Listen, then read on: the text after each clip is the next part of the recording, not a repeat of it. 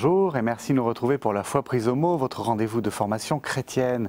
Cette semaine, je vous propose de découvrir ou de redécouvrir une des figures les plus attachantes de l'Église du XXe siècle, Charles de Foucault. Militaire français, issu de la noblesse, converti, ermite dans le désert, nous avons tous dans la tête les photographies de cet homme au regard brûlant que Benoît XVI a béatifié en 2006. Alors, derrière ces clichés, quelle fut son œuvre, quelle fut sa spiritualité, quelle influence exerce-t-il encore aujourd'hui? Pour y répondre, deux invités, le père Jean-François Six. Je suis très content de vous recevoir puisque vous avez beaucoup écrit sur Charles de Foucault, mais aussi sur beaucoup de figures spirituelles. Vous êtes théologien. Et ma petite sœur Monique Colette, bonjour. Bonjour. Vous êtes de la Fraternité des Petites Sœurs de Jésus. Alors, je pense qu'on peut commencer cette émission sur Charles de Foucault par vous. La Fraternité des Petites Sœurs de Jésus, dites-nous en deux mots et surtout, racontez-nous un peu votre parcours qui a été riche, bien riche. Alors, c'est sûr que Charles de Foucault, c'est un personnage qui m'a touchée dès mon début de vie religieuse, quoi. Je l'ai découvert avant même avant d'entrer à la fraternité, bien sûr. Et puis, ce que je peux dire aussi, c'est que si je le connais, bon, j'ai lu des ouvrages sur lui, entre autres des ouvrages du père Six, mais je vais me situer plus dans la question de témoignage, c'est-à-dire comment j'ai pu être un petit peu dans sa suite, à travers mon parcours personnel dans les fraternités où j'ai pu être insérée au milieu des gens, quoi, avec ma fraternité. Oui, par exemple, vivre en terre d'islam, vous connaissez, j'ai commencé par Charles de Foucault. J'ai commencé par ça en Afrique du Nord, Tunisie et Algérie, dès le démarrage de ma vie religieuse. Et c'est vrai que c'est très fort comme présence, quoi, hein. Et on reçoit beaucoup. Je dois dire que j'ai beaucoup reçu, notamment de l'accueil des peuples dans lesquels je me suis trouvée, des peuples musulmans. C'est quelque chose qui m'a beaucoup touchée. Oui. Eh bien, on en reparlera. Oui. Alors, peut-être on peut commencer par quelques images, peut-être que vous allez les détruire. On a des idées toutes faites, hein, une sorte de conversion à la Claudel, ou à la Charles de Foucault, le militaire noble, plein de morgue, on utilise souvent la morgue nobiliaire pour Charles de Foucault, tout ça, est-ce que tout ça est vrai? Tout ça est complètement faux, mais enfin... Ah ben alors allons-y. Parce que la conversion, ça a été extrêmement... Il ne se souvenait même plus de la date exacte. 29-30 octobre, il ne savait pas. Donc, et c'était très humble comme conversion, puisque ça s'est fait tout à fait, presque par hasard, puisqu'il allait demander des rudiments de religion et des comparaisons de religion à l'abbé Huvelin, qui était un homme érudit. Et il est allé le voir là où il était à son confessionnal, ils ont discuté, et il a certainement raconté sa vie, l'abbé Huvelin était très accueillant. Et cette conversion s'est faite comme ça, confessez-vous si vous voulez, enfin bon, c'est tout simple. Et il a communié tout de suite, c'est très important, il a communié tout de suite. Donc c'était pas du tout claudélien, c'était pas à Notre-Dame, les grandes orgues, rien de tout ça. Quant à la morgue, ça vraiment, moi je n'ai jamais entendu ce mot autour de Foucault, parce que c'était un garçon extrêmement accueillant. Qui n'avait pas du tout de morgue aristocratique, au contraire, il était extrêmement simple. Donc, ce côté-là. Et militaire, je ne crois pas qu'il était vraiment militaire dans l'âme, parce qu'il désirait, quand il était jeune, être marin, mais comme il avait un grand-père, vous savez qu'il a été orphelin très tôt, à 5 ans de père et de mère, puis ensuite de grand-mère tout de suite. Le grand-père était colonel, et pour faire plaisir à son grand-père, il est entré à Saint-Cyr, mais il voulait être marin. Et ce qui est intéressant, c'est qu'il avait le goût du grand large et son véritable caractère, c'est d'être explorateur. Il était explorateur dans l'âme. Et alors, on va terminer avec les clichés. La jeunesse désordonnée, alors là, cette fois-ci, à la Saint-Augustin, le côté... j'aime beaucoup les spectacles, j'aime beaucoup le théâtre, tout ça. Non. Alors, ce qui est très, très important, c'est que dans sa jeunesse, bon, il était dans un lycée, et la bibliothèque de son grand-père, qui faisait partie de la Société de géographie lui-même, était très très fournie. Il a beaucoup lu, entre autres, le XVIIIe siècle, c'est-à-dire Voltaire, Montesquieu, etc. Et il avait un très grand ami qui restait un des deux grands amis qu'il a eu jusqu'à la fin de ses jours, Gabriel Tourde, qui est devenu ensuite magistrat. Mais il dit très bien, à un moment donné, nous avons ensemble désappris à prier. C'est-à-dire qu'il est devenu incroyant. Et, alors, la mort de son grand-père a été quelque chose d'épouvantable. Mais à la mort de son grand-père, il a touché un héritage fabuleux. Et il a organisé des fêtes parce qu'il aimait organiser des fêtes avec ses amis et réjouir ses amis. Il y avait Pétain qui était dans sa même promotion. Le maréchal, enfin le futur maréchal. Oui, enfin, Philippe Pétain était dans sa et c'était un fils de cultivateur pas riche. Donc il réjouissait, il faisait des fêtes, il a fait des fêtes. Alors bien sûr il y avait des femmes, etc. Mais comme beaucoup de jeunes, très jeunes officiers à cette époque-là, pas plus, n'a pas eu une vie. C'est très facile de dire, il a eu une vie vraiment très dissipée, et puis il s'est converti. Alors ça fait grandiose. Oui. C'est pas vrai du tout ça. Bon, alors est-ce qu'il est vrai quand même qu'avant Taman Rasset, avant même les expéditions dans le Sahara, il avait un goût important pour le Maghreb et en particulier pour le Maroc où il est parti dans les années 1880. Oui, ben là, ça a été sa première grande exploration et une très grande exploration. C'est un très grand explorateur. Il l'a fait un peu parce que justement sa famille, et c'était une grande famille, voulait qu'il se range. Et il a voulu, il aimait les provocations et il était lui-même provocateur. Et il a voulu faire cette exploration de presque 1 an qui a été étonnante, très très très forte. Mais ensuite, il voulait aller au Proche-Orient. En Afghanistan, il a pensé, même après sa conversion, il pensait, et même après sa conversion, par exemple, l'abbé Huvelin et sa famille souhaitaient qu'il se marie. L'abbé Huvelin lui avait même trouvé un parti. Vous voyez qu'on est loin de... Oui. Il y a beaucoup de choses, mais c'est très, très amusant. Mais alors, pour moi, ça va faire 60 ans en août que j'ai rencontré Massignon, donc que j'ai rencontré Foucault. J'ai peu rencontré de personnages historiques qui aient autant d'images épinales, autant de casseroles d'épinal. Oui, ça peut dire. C'est fou, c'est vraiment extraordinaire. Mais d'un bout à l'autre, y compris jusqu'à sa mort, y compris dans sa mort. Dans sa mort, il y a une image mortuaire, et il est mort assassiné en haine de la foi et de sa patrie. Ah oui. Comme ça. Alors, je peux vous montrer, tout est... Et ça a continué pas mal. Les images d'Épinal, avec les films, etc., ça a continué et ça continue toujours. Ouais. Justement, ces images d'Épinal, vous vivez dans le sillage de Charles de Foucault. Vous, quand vous entendez le Persique, ça vous horrifie ou au contraire, ça vous réjouit? C'est-à-dire que ce que dit le père Jean-François Six, c'est des choses que l'on entend aussi autour de nous. Et ça nous revient de dire que il y a peut-être autre chose, quoi. Hein, c'est pas ça l'essentiel. Et puis bon, il y a des clichés, mais c'est à nous de les expliquer. Comment est-ce qu'on désarme le cliché très très puissant et finalement peut-être très très utile pour conduire à Charles de Foucault de cette conversion brillante, etc. Ça doit être une grosse déception, ça, pour les gens. C'est-à-dire que je pense que ça peut quand même beaucoup rejoindre des gens. Des gens qui tâtonnent, qui cherchent, etc., dans leur vie. Quand on rencontre des gens où il y a un revirement qui permet un cheminement, je crois que ça peut les rejoindre, ça. Parce que on en rencontre, moi je rencontre des gens qui tout d'un coup se disent « mais telle personne m'a donné un tel témoignage que je me suis posé la question ». Et Charles de Foucault disait « j'aimerais que les gens... en voyant ma bonté, puisse se dire mais qui est ce maître qui est derrière lui, quoi, qui a cette bonté. Je ne sais pas exactement les mots, mais ça veut dire ça.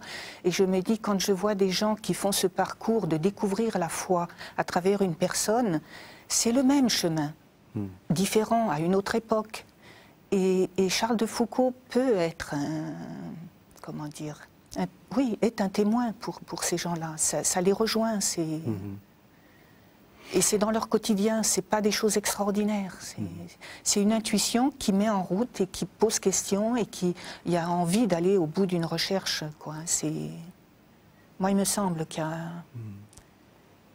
Je pense que Charles de Foucault a été quand même très touché par la foi de sa famille, dans sa famille, et d'un accueil, malgré tout ce qu'on peut dire, qu'on a dit tout à l'heure, qui était justifié ou pas. Oui. En tout cas, il a toujours été accueilli.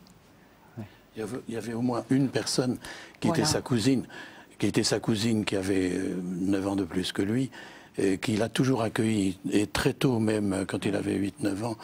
Et cette femme a été vraiment sa mère spirituelle, tandis que Huvelin était son père spirituel. Il le disait comme ça, sont ces termes. Pour elle, elle le voyait comme un petit frère, donc il fallait aider. Jamais elle ne l'a condamné, alors que Madame Moitessier, qui était une femme célèbre dans son temps, sa tante, la sœur de son père, le condamnait. Tandis que Foucault, lui, s'est senti accueilli. Et puis alors, on va peut-être en parler de sa spiritualité. Marie de Bondy, sa cousine, a eu une énorme place dans sa construction spirituelle ensuite, avec l'abbé Huvelin bien sûr, mais elle aussi. Donc, alors, il a été accueilli, mais pas par toute sa famille. C'était vraiment Marie de Bondy était l'exception. Justement, on va lentement aller vers sa spiritualité. Donc vous dites une conversion un peu lente, enfin une conversion normale, quoi, ou disons un retour vers la foi, et quand même qui conduit dès 1890 à une démarche d'entrée dans l'ordre trappiste à Notre-Dame-des-Neiges. Donc en fait, il se destinait à devenir moine, tout simplement. Oui, c'est la clé, je crois, pour Charles de Foucault sur le plan biographie spirituelle, c'est de comprendre qu'il s'est converti tout au long de sa vie et qu'il a fait constamment des passages énormes. Parce qu'il a été moine un moment, mais moi, je me suis battu pour qu'à sa béatification, on ne le présente pas comme frère Charles de Jésus, parce qu'il n'est pas mort moine.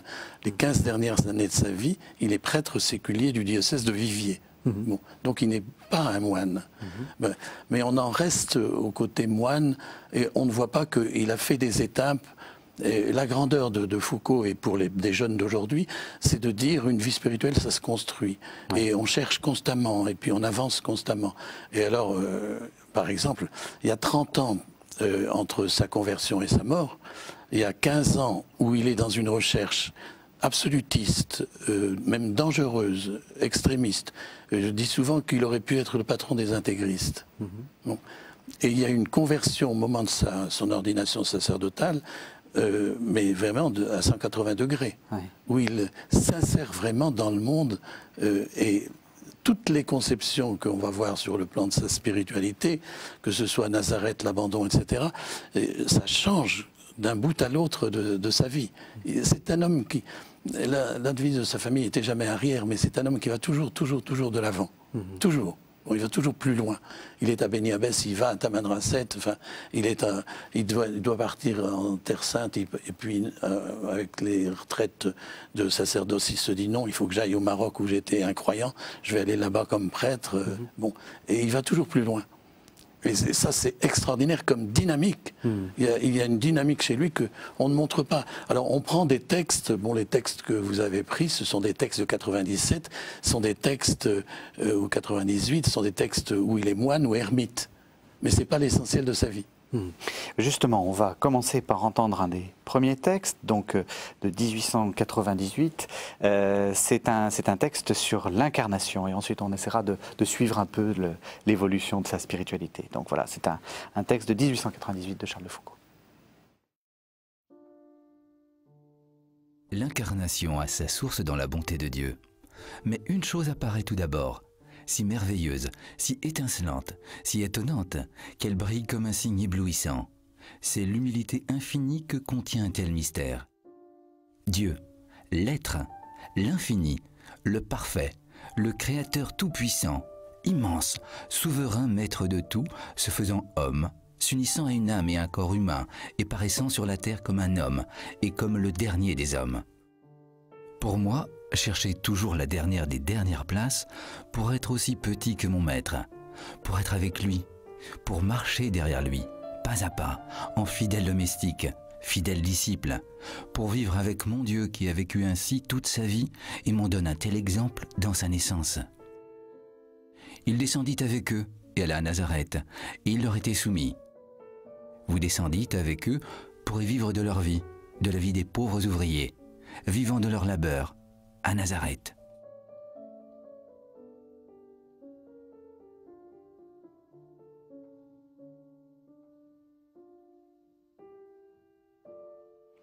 Alors je vous propose un peu de prendre l'évolution de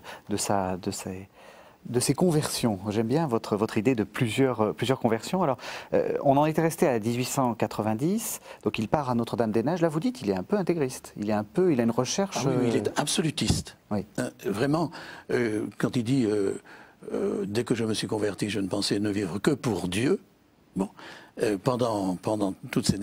Il est comme, j'allais dire, obsédé par la grandeur de Dieu, un peu à la toute-puissance de Dieu. Et puis il cherche même le martyr, puisqu'il est dans le Proche-Orient dangereux, les Arméniens sont attaqués à ce moment-là, etc., quand il se trouve dans le Proche-Orient. Et donc, il désire le martyr. Vis comme si tu devais mourir martyr aujourd'hui, etc. Enfin, les prières qu'il fait. Il a un désir. Et puis, c'est l'ordination sacerdotale. Dans l'ordination sacerdotale, d'un seul coup, il se dit, je vais devoir donner le banquet eucharistique à qui? Alors il dit, si je vais en Terre Sainte, il y a déjà des tas de prêtres en Terre Sainte. Je veux le donner au plus loin, aux estropiés, etc. C'est-à-dire à tous ceux qui sont loin de Dieu, de Jésus-Christ. Bon. Et il aura toujours une formule très intéressante. Au cœur de sa spiritualité, de sa théologie, il y a l'incarnation rédemptrice. Et donc, Jésus est sauveur de tous les hommes. Donc, tous les êtres humains sont des frères de Jésus.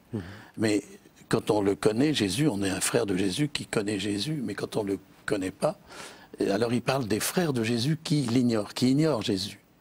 Et il veut aller toujours vers ceux, il parle d'ailleurs des athées, etc., et pas seulement donc des musulmans.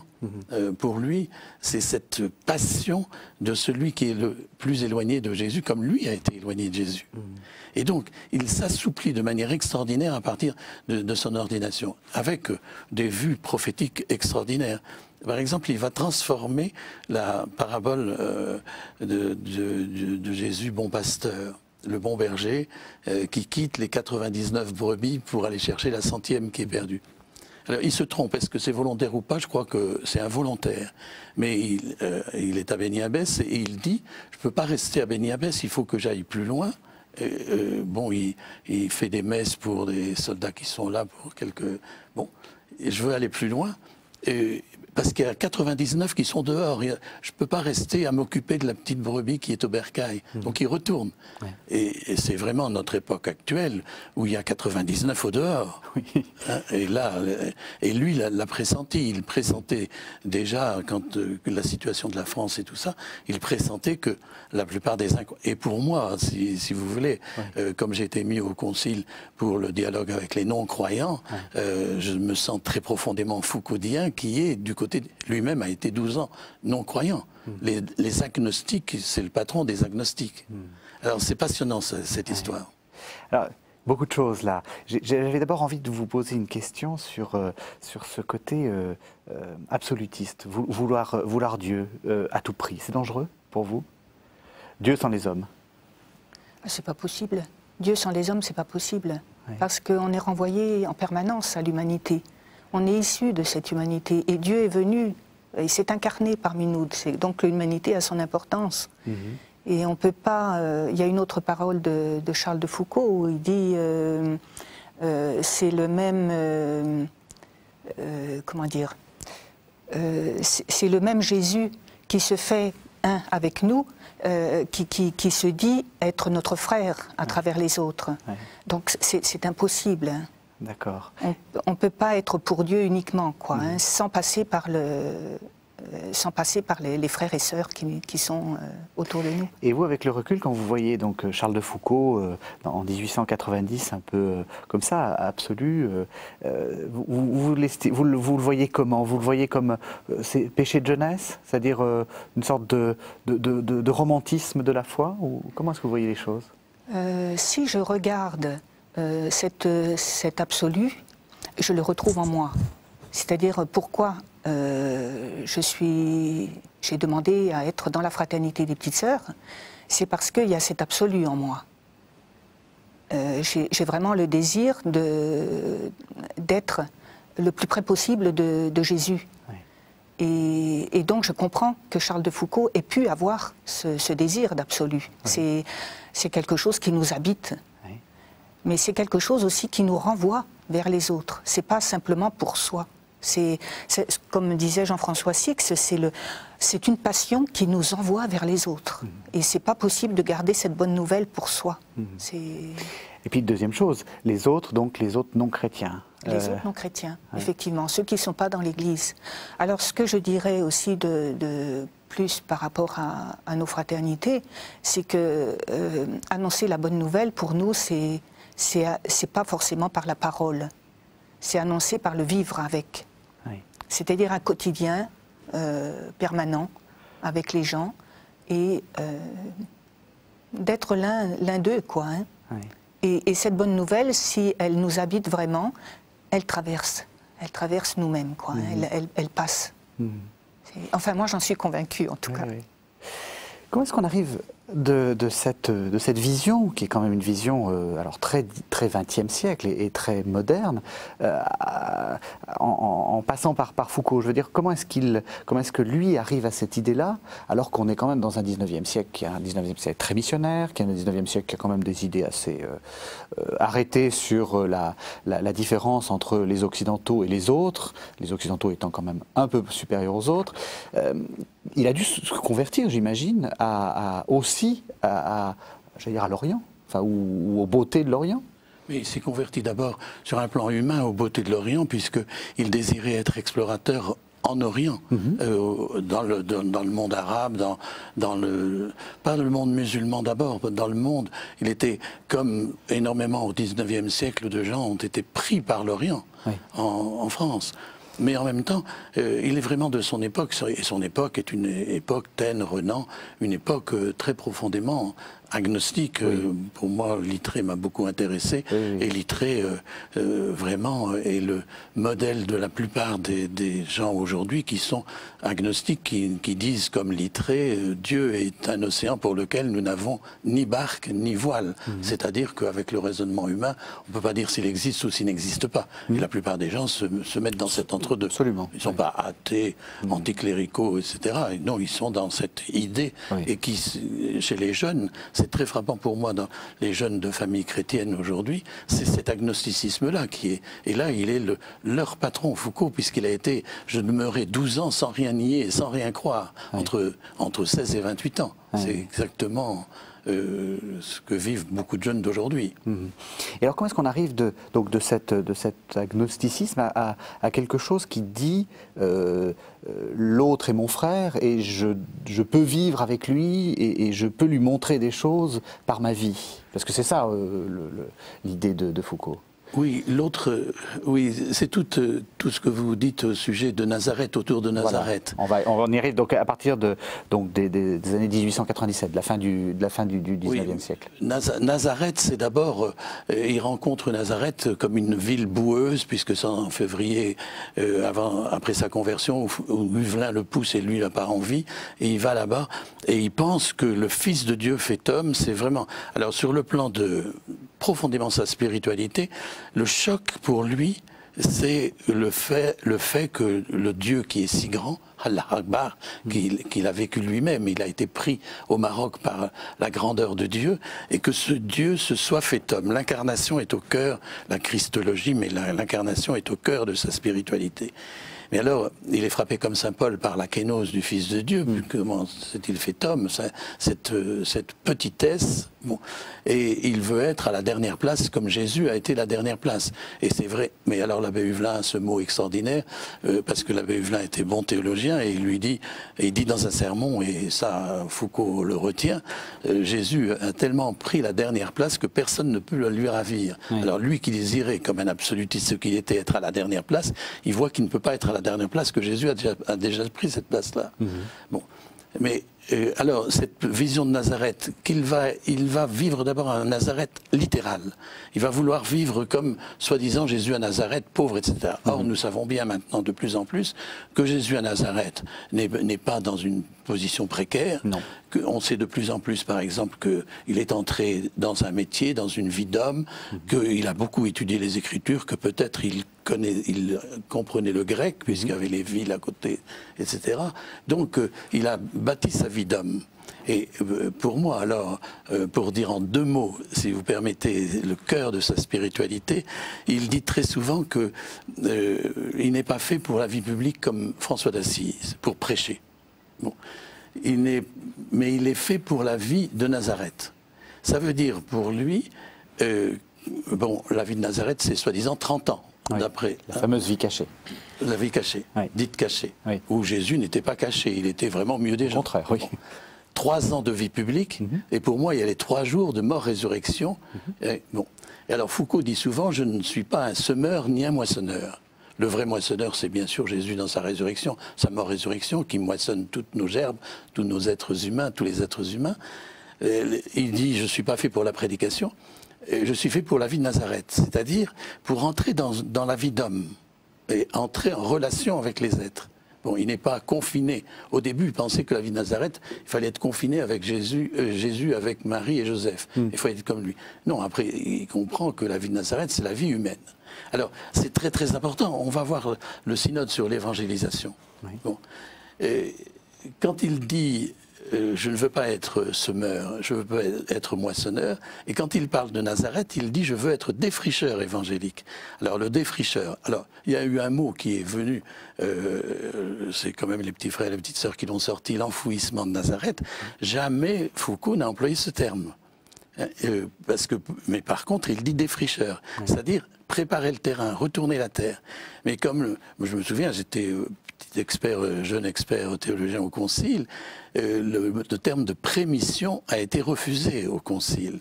De même, Paul VI a refusé le mot pré-évangélisation. Parce que Jésus est sauveur dès le premier moment de son existence. L'Annonciation, c'est aujourd'hui l'Annonciation. Et il est tout de suite sauveur. Foucault insiste beaucoup, et à la fin de sa vie, dans ses méditations, il insiste beaucoup. Jésus est sauveur, donc à Nazareth, quand il devient un être humain, qu'il est en relation très simplement, et qu'on ne le connaît pas, etc., qu'il ne prêche pas encore, mais il est conversation, comme disait Paul VI, l'Église qui se fait conversation. Foucault s'est fait conversation tout au long de ses jours. À la fin de sa vie, il dit à un père blanc, il dit « Qu'est-ce que j'ai fait dans ma vie ?» Oh, j'ai quand même appris une chose, à pouvoir causer familièrement, en tête-à-tête, avec des pauvres, c'est-à-dire avec des gens de tous les jours. C'est ça Nazareth. C'est-à-dire, quand il fonde l'Union en 1909, c'est la seule... il n'a pas fondé de congrégation, il n'a pas fondé de fraternité, il a fondé une confrérie de gens dispersés. Mais il disait que ça peut être aussi bien des chrétiens, bons commerçants au Sahara, des infirmières, etc. Donc des gens de tous les jours, débaptisés, prêtres ou laïcs, religieux, religieuses, mais tous là où ils sont, missionnaires isolés comme il s'appelait lui-même. Et là, dans ce travail-là, non pas étant enfoui, mais parlant, étant en relation normale de conversation, de vie, de partage avec la vie des hommes. C'est tout.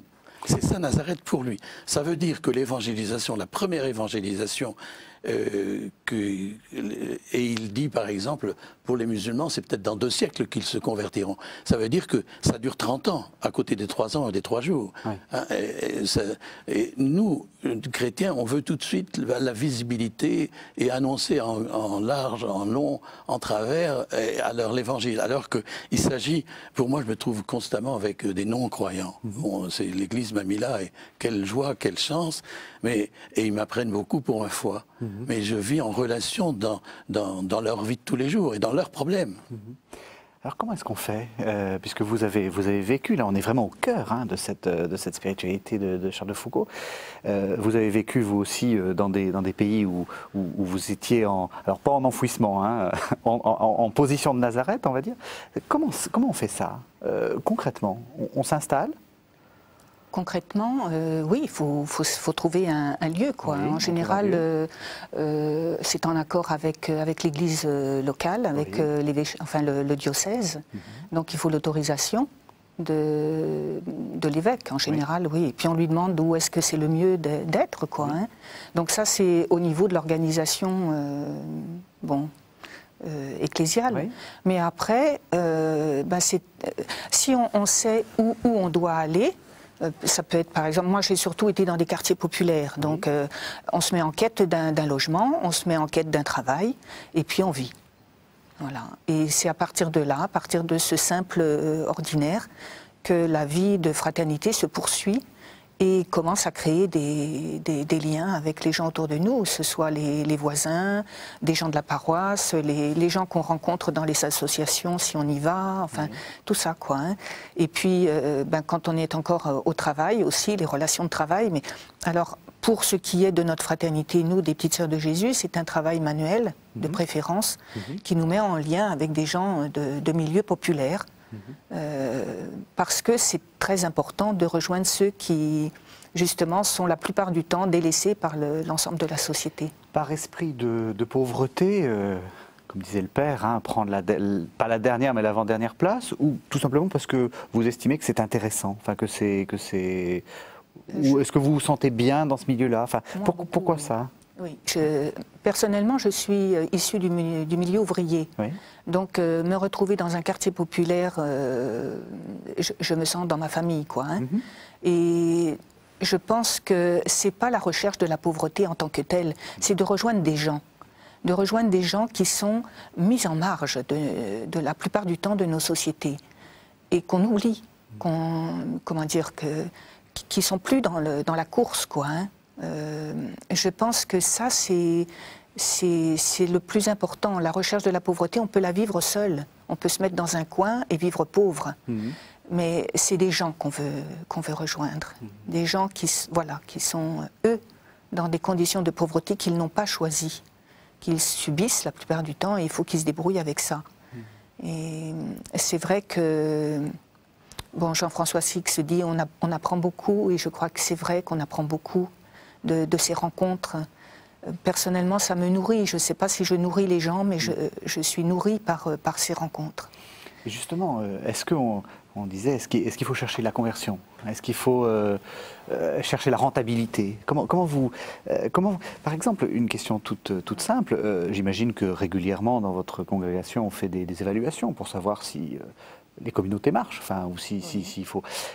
Comment est-ce qu'on fait l'évaluation? Est-ce que c'est le fait que vous soyez heureuse, le fait qu'il y ait tant de baptêmes par année? Comment on fait une évaluation? Alors, justement, en parlant d'heureuse, là, quand j'ai quitté Toulouse, où j'étais dans un quartier populaire, il y a un gars de la Coursive où j'habitais, une famille que je connaissais bien, qui m'a dit, il était en lien avec des copains, là, il était en train de parler sur les escaliers, et il me dit, mais Monique,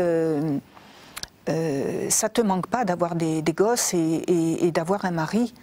Alors, je ne savais pas trop quoi lui répondre, c'est difficile à expliquer, il est musulman, enfin, mais on se connaît très bien. Donc la parole pouvait se libérer de ce côté-là. Et je lui ai dit, écoute, est-ce que tu me trouves triste? Alors, il m'a dit non, je ne te trouve pas triste. J'ai dit, est-ce que tu crois que ma vie, tu me sens bien dans ma vie? Il m'a dit oui. Alors j'ai dit, tu vois, ce chemin que j'ai pris me rend heureuse. Pourquoi voudrais-tu que j'en choisisse un autre? Il m'a dit d'accord. Et je crois que, effectivement, le témoignage simplement de la relation qu'on a avec les autres permet de dire oui, c'est bien mon chemin, c'est celui-là, et c'est ça qui porte pour les autres. Je pense qu'au niveau d'une évaluation, je ne pense pas qu'on fasse une évaluation dans le sens entre guillemets, d'une rentabilité. Si on va à la rencontre des gens, c'est d'abord pour les respecter dans ce qu'ils sont, dans leur propre chemin qui soit un chemin humain, qui soit un chemin religieux.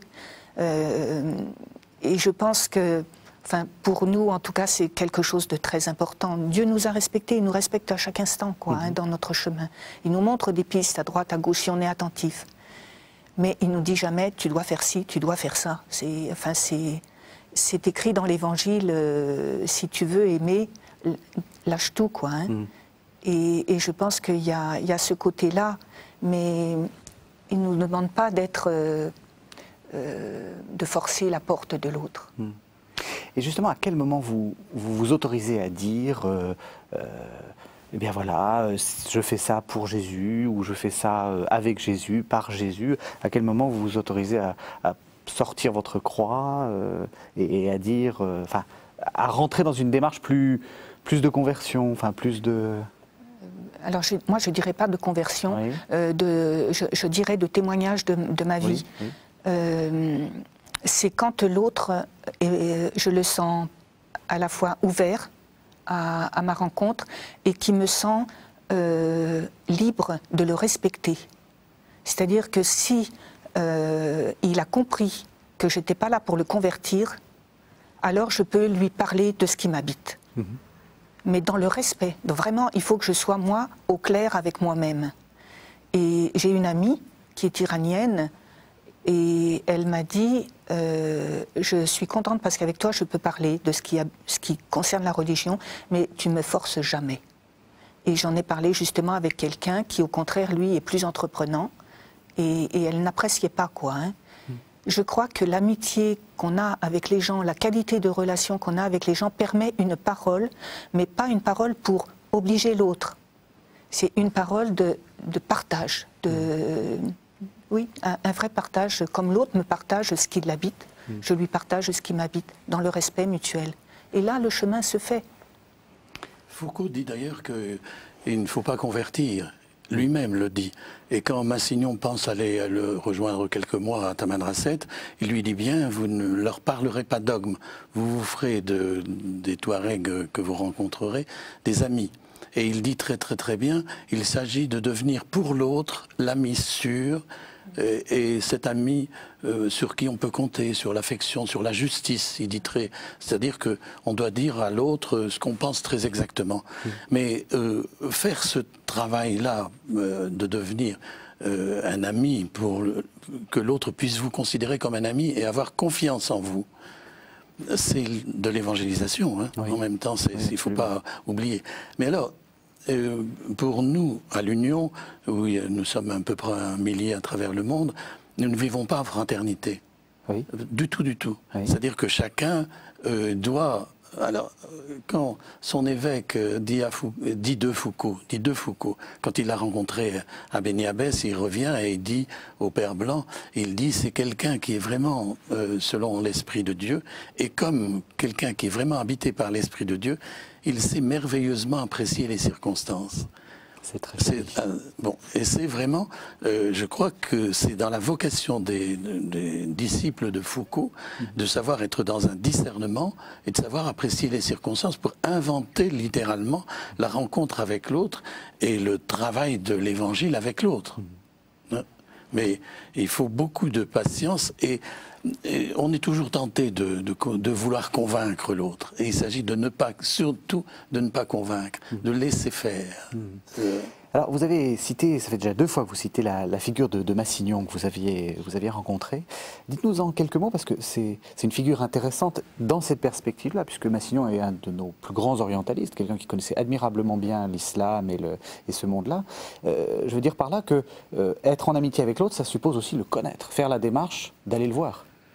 Ils se sont connus d'abord sur un plan, il n'est pas encore converti, Massignon, quand il rencontre Foucault, et c'est sur le plan scientifique. Foucault est un très grand scientifique, et il l'a prouvé ensuite en donnant, comme Matteo Ricci, qui est encore aujourd'hui par les Chinois très admis. Bon, Foucault est celui qui a sauvé littéralement l'ensemble de la culture touareg. Bon. Massignon le rencontre, j'allais dire, d'égal à égal sur un plan scientifique. Ils ont une 25 ans de différence, exactement. Bon. Et ensuite, Massignon va continuer, va devenir professeur au Collège de France, très grand islamologue, bien sûr, mais surtout, il va, alors qu'il y a des gens qui n'y croient pas, il va croire en l'union, à cette confrérie, et il va demander une biographie à Bazin, qui a fait sa biographie en romancier en disant entre autres ermite au Sahara, alors que Foucault n'a jamais été ermite au Sahara. On terminera par ça. On terminera par ça. Bon, écoutez, il rencontrait constamment des gens de toutes sortes, les Touaregs, des gens, bon, et il correspondait avec des tas de gens. Enfin, alors, moi je veux bien les ermites comme ça, je suis ermite aussi.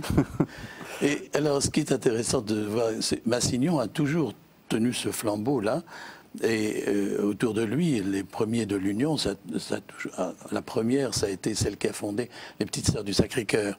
La première congrégation, c'était une veuve belge qui a fondé, avec Massignon, les Petites Sœurs. Et c'est agrégé autour de lui, dans l'Union, des originaux, parce que c'est des gens inventifs. Bon, si je cite Paul Flamand, le fondateur des éditions du Seuil, était un ami de Massignon et il a fondé le Seuil en partie à partir de la spiritualité foucaudienne. Bon, mais il y en a bien d'autres, y compris Jean-Mohamed Abdel Jalil, un Marocain converti, franciscain, etc. Non, c'est très très passionnant de voir tout ce milieu de gens et tous marqués par la spiritualité de l'Union, la spiritualité foucaudienne et ignatienne, jésuite. Tandis que les petits frères et les petites sœurs sont très marqués par les dominicains. Parce que René Voyaume a été très très marqué par le père Garrigou-Lagrange, qui était un très grand théologien, et qui comprenait à sa manière la contemplation dans Saint-Jean-de-la-Croix. Bon, et chez René, on retrouve, moi j'ai connu René très vite, et il y a deux spiritualités. La spiritualité du cœur du Christ, qui est vraiment au centre de la spiritualité foucaudienne. Il termine toujours « Je vous embrasse dans le cœur de Jésus », y compris avec la périne, c'est très, très amusant. Mais cette spiritualité, c'est la spiritualité du père de la Clorivière et en même temps le seul livre qu'il recommande aux membres de l'Union dans le manuel qu'il leur donne, prêtre et laïc, c'est l'abandon de la divine providence du père de Caussade qui est jésuite. D'accord. C'est très clair. C'est une spiritualité de ce qu'on appelle la volonté, c'est-à-dire du désir. Il dit, le dernier jour de sa vie, il dit « vouloir aimer, c'est aimer ».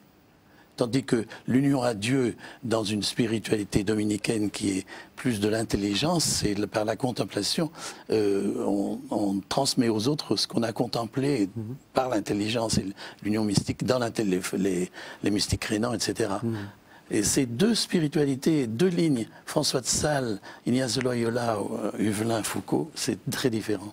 Alors je vous propose de faire une deuxième pause, cette fois-ci avec un texte de 1897 où Foucault parle de la mort et de l'abandon, et ça nous permettra d'arriver à la fin de la vie de Foucault. Quel que soit le motif pour lequel on nous tue, si nous recevons la mort injuste et cruelle comme un don béni de votre main, si nous vous en remercions comme d'une douce grâce, d'une imitation bienheureuse de votre fin, si nous vous l'offrons comme un sacrifice offert de très bonne volonté, si nous ne résistons pas pour obéir à votre parole, ne résistez pas au mal et à votre exemple. Alors, quel que soit le motif que l'on a de nous tuer, nous mourrons dans le pur amour, et notre mort vous sera un sacrifice de très agréable odeur.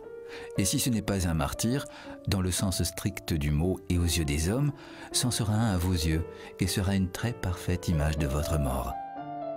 Car si nous n'avons pas, dans ce cas, offert notre sang pour notre foi, nous l'aurons de tout notre cœur offert et livré pour votre amour.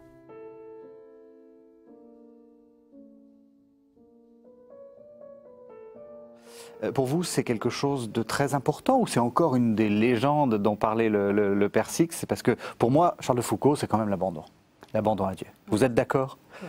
Ah, ça va. Comment vous le vivez? Alors, comment je le vis moi? Je pense qu'il y a des moments dans nos vies, dans nos quotidiens, hein, dans des petites choses ou bien des grandes choses, où on ne peut pas s'en sortir s'il n'y a pas cette part d'abandon. Parce que c'est... Bon, on voit bien qu'il y a dans nos sociétés, même dans les actualités, des choses qui nous dépassent, qui sont incompréhensibles. Et s'il n'y a pas cette part d'abandon, ça ne veut pas dire qu'il faut se tourner les pouces, hein, ça ne veut pas dire qu'il faut être inactif et rester à attendre que les choses passent. Je pense qu'il faut quand même agir, mais l'abandon, c'est une partie importante de la vie chrétienne.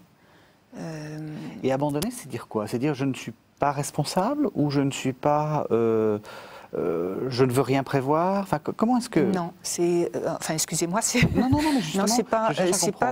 je pense pas que c'est justement... On est responsable. On reste responsable dans notre chemin. On reste responsable dans le compagnonnage que l'on a avec les autres. On est très responsable. Et il y a une partie, à un moment, où ça ne nous regarde plus. Par exemple, tout à l'heure, on parlait de la rencontre de l'autre.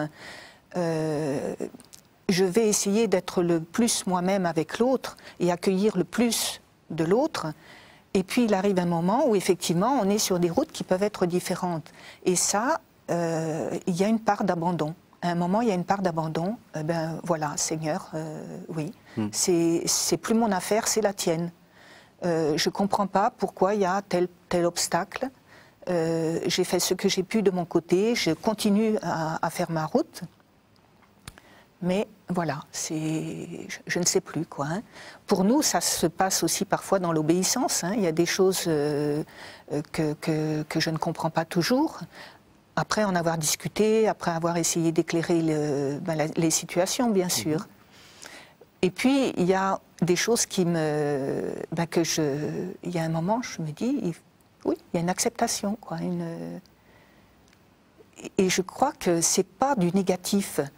À chaque fois que j'ai fait ce pas, je dois dire que j'ai découvert une part de bonheur en moi. Ça n'a rien à voir avec quelque chose de, comment dire, de laxisme, de laisser faire. C'est pas du laisser faire, c'est un acte que l'on accomplit, un acte de foi, je pense. Je ne sais pas à quel niveau ça se situe, mais c'est très fort. Et en général, ce que je ressens, moi, c'est après, parce que la situation se dénoue dans mon sens ou dans un autre, mais j'y trouve une part de bonheur. Donc ça veut dire pour moi que c'était ce chemin-là. C'est ça, l'abandon, pour Foucault? La prière d'abandon qui est la plus connue de Charles de Foucault. Qu'on n'a pas voulu mettre parce que quand même elle est trop connue. Merci de ne l'avoir pas mis parce que pour nous, d'accord avec Massignon, c'est pas une prière des membres de l'Union. Parce que pour nous, ça correspond difficilement à une certaine spiritualité de Foucault. Encore une fois, cette prière d'abandon, c'est un texte qu'il écrit dans un moment extrêmement difficile où il veut s'en remettre à la volonté des supérieurs alors qu'il sait qu'il n'est pas à sa place à la trappe. Et alors il commente la prière de Jésus en croix. Bon, je remets mon âme entre vos mains, Père, là-bas. Mais c'est une prière de Jésus. Oui. Bon, et c'est un commentaire de la prière de Jésus. Ensuite, sœur Madeleine a repris ça et en a fait notre prière. Moi, je n'ose pas le dire, c'est une prière de Jésus, ça peut être dit. Et j'étais obligé de voir dans un certain nombre de textes d'après son ordination qu'il parle de l'abandon d'une façon tout à fait autre. Alors comment? Bon, comment? Pour lui, l'abandon, il a d'abord été très frappé de sa lecture de Caussade. Et le père de Caussade, c'est l'abandon à la providence dans le moment présent. C'est-à-dire, nous sommes ici, nous vivons le moment présent. Pour moi, j'ai essayé d'avoir une prière tout à l'heure en disant, je suis dans ce moment, je suis avec un homme, une femme, je suis là, et on est en train de parler de Foucault. L'Esprit Saint me parle, de même qu'il vous parle à des amis incroyants, je les rencontre. Ce soir, j'ai une réunion avec des incroyants, et l'Esprit Saint leur parle, et l'Esprit Saint me parle à travers eux. Bon. C'est donc la spiritualité du moment présent, donc de Nazareth. Dans tout ce que je fais, à tout moment, dans la moindre des choses, tout à l'heure, je serai avec celui qui me conduira. Bon, celui qui me conduira, je serai dans la voiture, je serai dans le moment présent et j'aurai à prier là. J'aurai à vivre Nazareth là, à m'abandonner, littéralement, à là-bas, à avoir une paix, une respiration, une joie. La joie chez Foucault au Sahara, il a trouvé sa voie, comme disait sa cousine, il a mis longtemps à trouver sa voie, mais il a trouvé sa voie. Alors il est dans la joie. Et quand on a cette joie et cette paix, on peut être dans le moment présent. On peut vraiment profiter à plein de dire, je travaille avec l'Esprit Saint là en ce moment, je prie avec lui, je me laisse faire, je me laisse vivre dans l'Esprit Saint. Ce qui est très très important.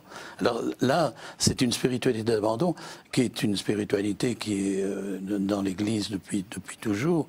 Et Marie, très profondément, quand elle dit son fiat, et dans la bande, elle dit oui. Mais elle dit oui, c'est un oui créatif, très responsable.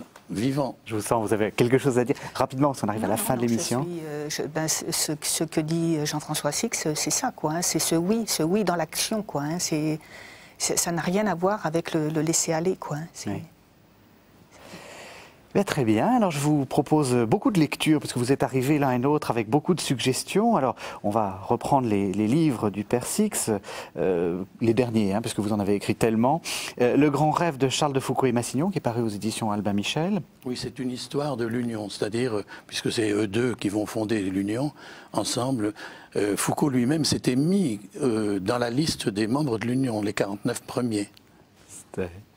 Charles de Foucault autrement, alors ça c'est un peu... Oui, ça j'y tiens beaucoup parce que ça fait 60 ans que je suis dans ce travail avec Foucault. Et là, bon, j'ai fait Itinéraire spirituel qui est aussi un itinéraire. Mais là, Charles de Foucault autrement, c'est un peu pour faire sauter les légendes et dire, voilà le Foucault devenu vieux, voilà ce que je vois de Foucault aujourd'hui. Et puis, deux livres de lettres, les lettres à son ami Henri de Castres et puis les lettres à l'abbé Huvelin. Les deux sont parus aux éditions Nouvelle Cité. Charles de Foucault autrement, c'était aux éditions des Clés de Brouwer. Vous nous avez amené aussi quelques livres, pardon. D'abord le bulletin des petites sœurs de Jésus, oui. C'est votre feuille de liaison, votre bulletin d'information pour tous. Et puis deux livres de votre fondatrice, la petite sœur Magdeleine de Jésus. Donc il y a un premier livre qui s'appelle Petite sœur Magdeleine de Jésus, c'est la vie de votre fondatrice. Écrit par une petite sœur. Voilà. Sœur Annie. Annie de Jésus, qui est paru au Cerf, et puis Vie et spiritualité de Petite Sœur Magdeleine, qui est également paru au Cerf. Si on veut vous retrouver les Petites Sœurs de Jésus, il y a un site, donc petiteseursdejésus.catholique.fr. Merci à tous les deux. Merci de nous avoir suivis. Vous pouvez retrouver cette émission sur www.ktotv.com. Merci.